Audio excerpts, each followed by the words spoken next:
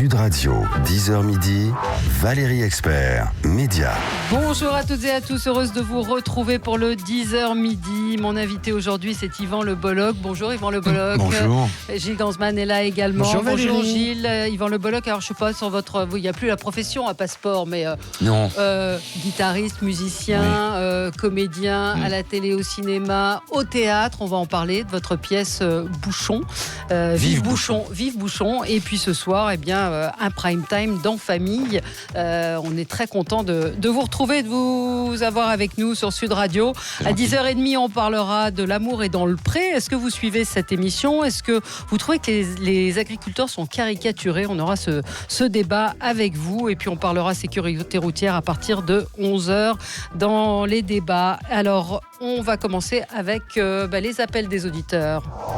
Sud Radio, 10h midi, Valérie Expert, Média. Qu'avez-vous regardé hier soir à la télé? Hier soir, je peux vous donner quelques audiences que Rémi Pernelet vous a données tout à l'heure. Il y a Jamais sans toi, Luna, sur TF1 qui est arrivé en tête avec 3 766 000 téléspectateurs, 17,5% de part de marché. C'était adapté d'une histoire vraie, ça a plutôt donc très très bien fonctionné. Deuxième position, L'amour est dans le pré, 3 527 000 téléspectateurs, 16,4% de part de marché. C'est moins que la semaine dernière, 300 000 de moins. Et puis en troisième position, c'était les derniers épisodes de la série À l'intérieur, 2 677 000 téléspectateurs et 12% de part de marché. Vous avez regardé quoi, vous, Yvan? Vous regardez la télé? Hier, j'ai fait un massage des pieds à ma femme à ce temps-là. Dis donc, ça a duré longtemps. Ah, c'était un bon massage, ouais, parce qu'après, il y a le match retour, c'est-à-dire qu'elle me fait elle-même un massage. Ah ouais, bon, voilà. On n'en veut pas en savoir plus. Allez, on a avec nous Marc au 0826 300 300. Bonjour Marc, vous avez regardé France 2, c'est ça?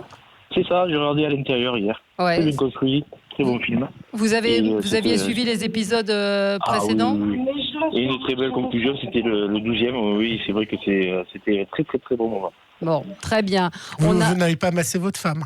Ah non, je n'ai pas passé. Ah, la pauvre. Fanny est en ligne avec nous. Fanny a regardé TF1, c'est ça? Oui, c'est ça. Bonjour. Ouais. Bonjour. Alors, vous avez été ému par cette histoire, l'histoire de Johan et de Sabrina Bombard, donc un jeune couple qui avait été accusé à tort de maltraitance sur l'un de ses enfants. Oui, voilà. D'autant plus quand on sait que ce film était très bien interprété, quand on sait que c'est une histoire vraie, ça donne à réfléchir.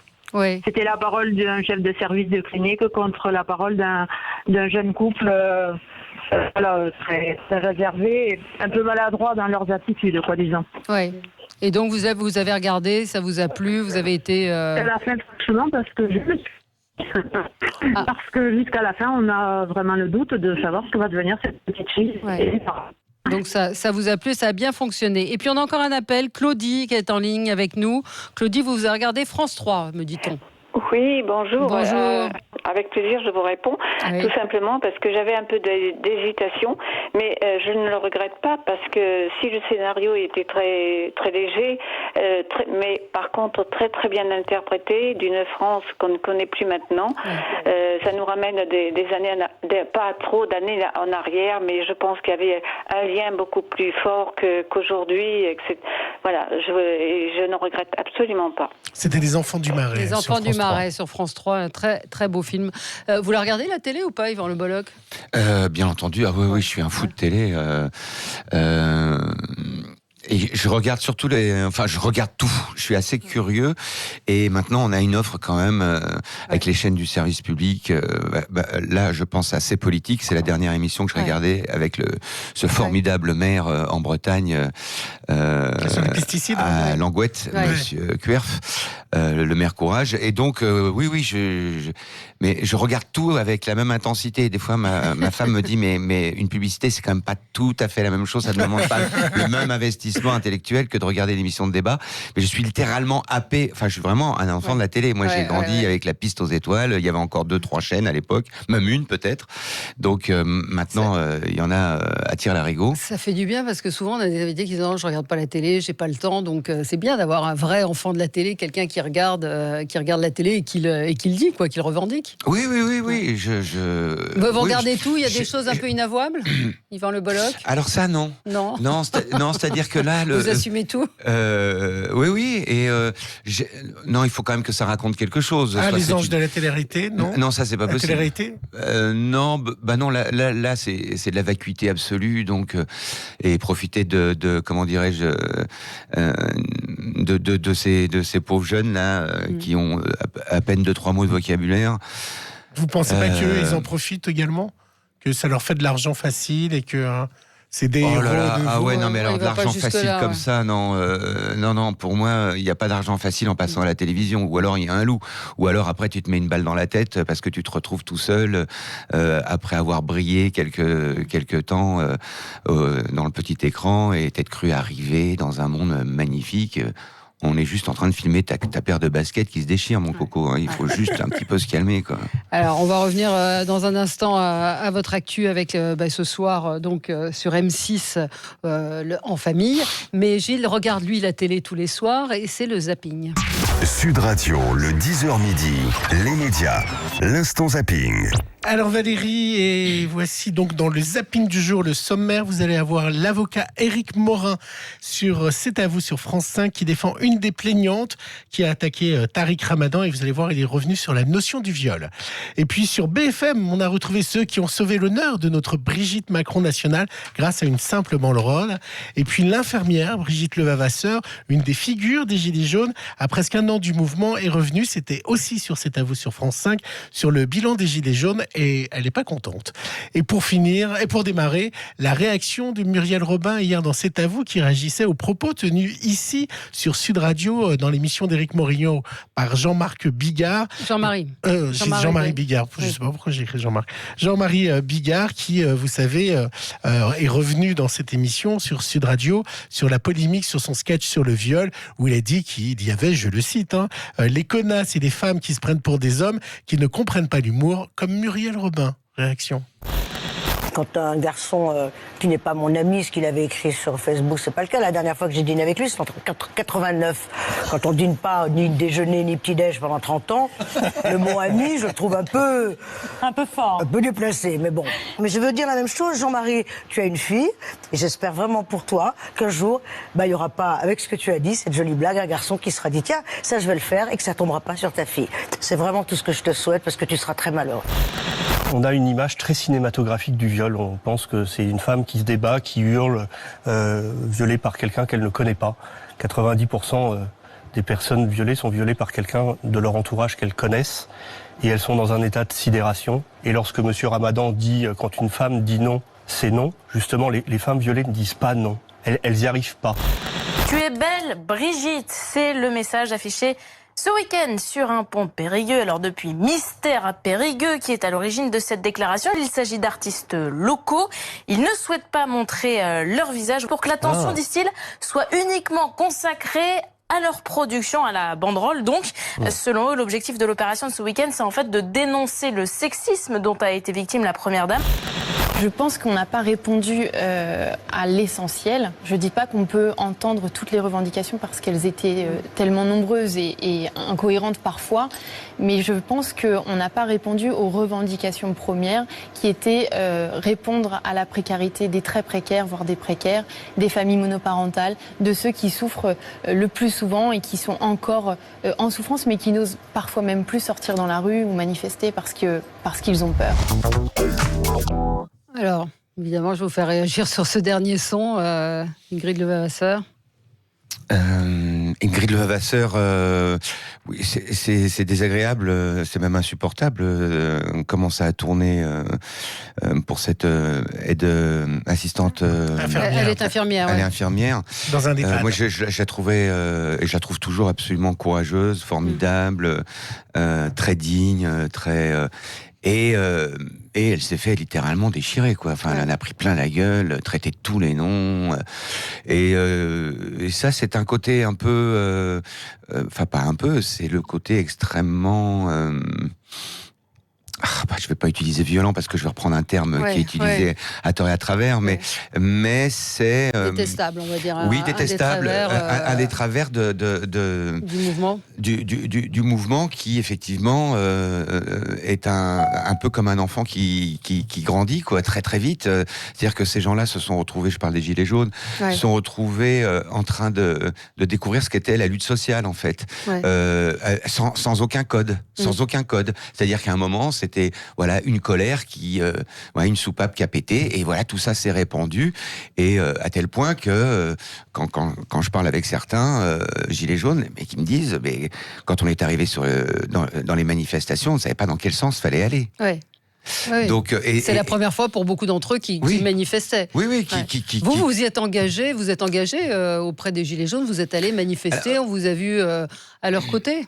Oui, alors je suis pas tout à fait d'accord avec tout ce qui est dit chez les Gilets jaunes, mais pour moi, ce qui est important, c'est de pouvoir manifester, y compris son mécontentement. Et ça, on s'aperçoit aujourd'hui. Enfin, moi, je m'aperçois. Je suis pas le seul, je pense.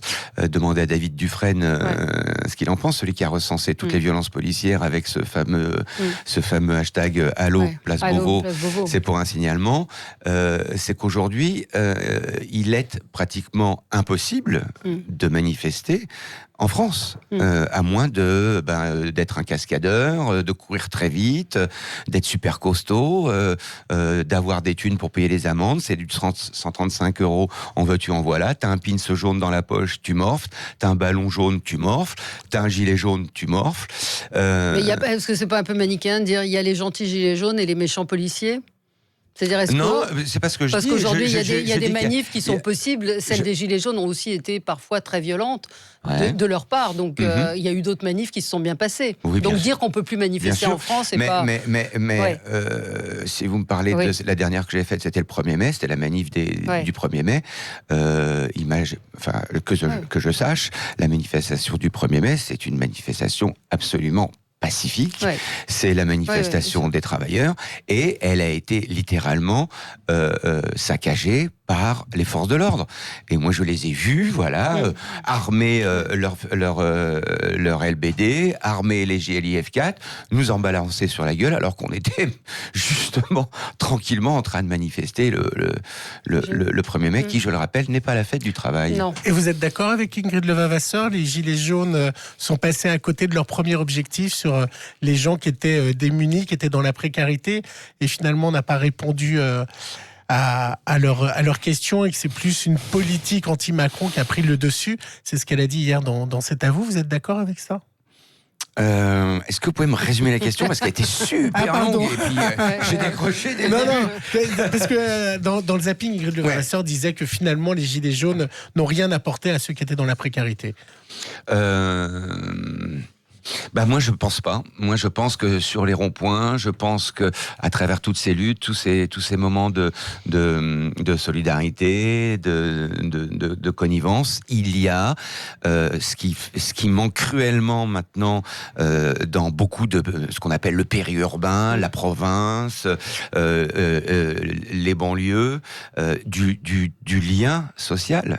Voilà. Et ça, c'est extrêmement important. Et c'est sans doute à cause de ça que le mouvement perdure, et aussi parce que aucune réponse n'a été donnée. Mais ça veut dire quoi ? Vous voyez comment vous la suite ? Est-ce que ça peut redémarrer ? Est-ce qu'il peut y avoir une mobilisation ? Je ne lis pas dans le marc de café. Ce qui est sûr, c'est que les Gilets jaunes peuvent continuer à manifester comme ça jusqu'à la Saint-Glinglin tous les samedis, s'ils ne musclent pas leur discours, et s'ils n'essayent pas de se rapprocher des syndicats pour faire une convergence des luttes et obtenir un rapport de force qui puisse à un moment faire bouger les choses. S'il n'y a pas convergence de lutte, ça durera encore. Ça fonctionnera pas. Un mot sur l'échange Jean-Marie Bigard, Muriel Robin. sur l'humour, c'est quoi. super C'est-à-dire délicat, que c'est, oui, c'est compliqué, mais c'est délicat. Parce que vous êtes pote avec les deux, c'est ça? Non, je connais ni l'un ni l'autre. Mais c'est les limites de l'humour en fait que pose Muriel Robin, pareil, qui est quand même curieux de la part d'une humoriste de dire à Jean-Marie Bigard, tu peux pas plaisanter sur les femmes parce que ta fille va se retrouver. Je trouvais l'argument assez détestable, hein, mais.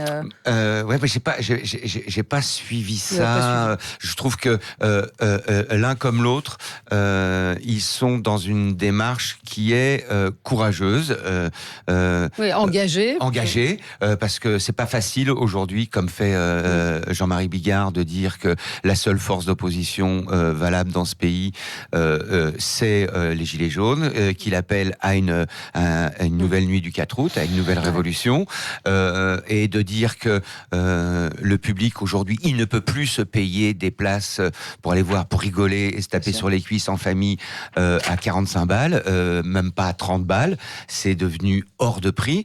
Et donc lui, il fait, moi voilà, je fais des places à 5 €. Moi, je trouve que c'est très audacieux. Et ils sont très peu à sortir du bois en ce moment et se positionner du côté des gilets jaunes, c'est pas très, d'un point de vue marketing, c'est horrible. Là, tu te dis, mon pote, t'as envie de te mettre un petit coup de couteau dans ta carrière, vas-y.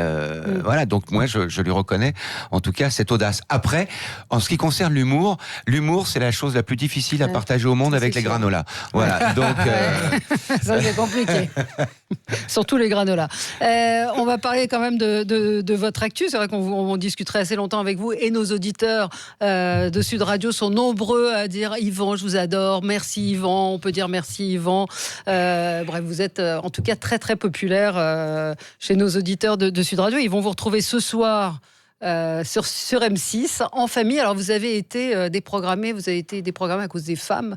C'est un épisode à cause du foot féminin. M6 s'est rendu compte que ça faisait de l'audience, et donc cet épisode qui devait être diffusé au début des vacances est diffusé ce soir, et ça fait du bien parce que on a l'impression de repartir en vacances. Mais j'ai regardé hier drôle, et ça fait du bien. Racontez-nous un petit peu vous le plaisir que vous avez, parce que ça se sent à jouer ce père de famille divorcé, un petit peu largué quand même. Oh oui, complètement au fraisier, il fait partie de ces papas qui à un moment ont lâché la proie pour l'ombre. Ils sont partis avec des femmes qui sont irraisonnablement plus jeunes que lui. Donc je pense que sa femme, qui est hôtesse de l'air, doit avoir à peu près 25 ans de moins. Et puis qui ensuite se sont aperçus que ils ont mené une vie absolument égoïste, et qui se sont pas du tout tournés vers leurs enfants, et qui n'ont pas répondu aux attentes des enfants, et puis qui sur le tard là essayent de rattraper le coup, et de la pire des manières, en étant extrêmement populaire, démago. Tu veux un iPhone, mais bien il y a pas de problème. En essayant de s'habiller un peu comme eux, d'une façon un peu ridicule. C'est-à-dire que quand vous voyez un mec qui passait 55 ans continue à porter des Teddy et des Converse, il y a un petit souci quand même. Voilà, c'est le personnage de Yvan, que j'interprète dans cette série, et que j'aime beaucoup, parce que c'est une série que j'ai réalisée en tout cas dans le format court. J'avais oublié réalisateur dans la ribambelle de vos qualités. Vous avez oublié aussi entraîneur de sumo pour personnes âgées, un titre auquel je tiens particulièrement. Sans blague, absolument. Vous aimiez des cours. Je me disais pourquoi pas. Pourquoi pas. C'est un nouveau métier. Voilà. Donc il y a ça, il y a le théâtre aussi. Oui, alors oui. Vive Bouchon, faut en parler quand même parce que ça correspond quand même aussi à vos engagements, le thème de la pièce. Mais écoutez, c'est en partie pour ça que j'ai accepté cette proposition d'Éric Logérias, le metteur en scène.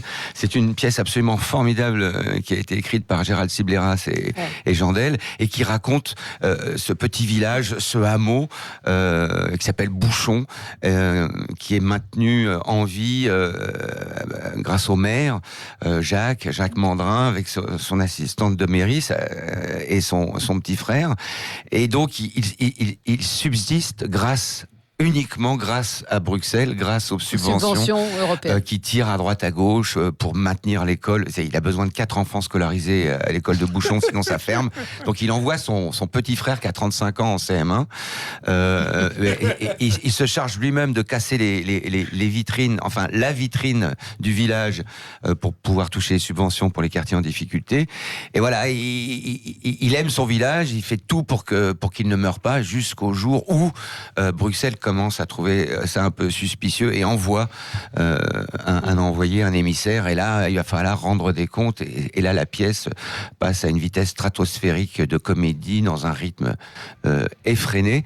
Et je fais ça tous les soirs donc avec Nathalie Corré, Julien Cafaro et Sébastien Pierre au Théâtre du Splendide. Vous allez partir en tournée peut-être ? J'espère. Alors là, je dis à tous les copains qui sont en province de téléphoner, parce que Paris évidemment c'est une ville de provinciaux. Non, à tous les gens qui sont à Paris en banlieue, qui viennent voir le spectacle à Paris, parce que si on a du succès à Paris, ensuite on partira en province et je pense qu'on peut faire une tournée qui va durer 2-3 ans parce que ces problèmes qu'on évoque, évidemment, c'est ceux du périurbain, des petites provinces, des petites campagnes où c'est les maires, comme Daniel Kers dont parlait tout à l'heure, se battent parce que il faut savoir que quand l'État n'assure plus la protection de ses administrés, alors il revient au maire le devoir de protéger sa population et donc du coup de prendre des arrêtés contre les pesticides. Et moi je tirose mon chapineau, ça se maire courage de Langouette. Vraiment, vous êtes un monsieur formidable et moi j'adorerais habiter chez vous. Et d'ailleurs il paraît que les demandes affluent pour aller dans ce village.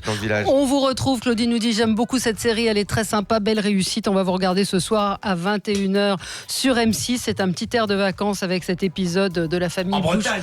En Bretagne forcément, le Bolloc, la famille Le Carvellec, tout ça. Ça va sentir le cidre et la bolée jusqu'au bout du salon. Les palourdes avec des gambas. Il y a des gambas en Bretagne. Vous allez découvrir ça. Pourquoi. Voilà. Petit teasing. Merci beaucoup Yvan Le Bolloc d'être passé par Sud Radio ce matin. Merci à vous. On se retrouve dans un instant. On va parler de l'amour et dans le pré. À tout de suite.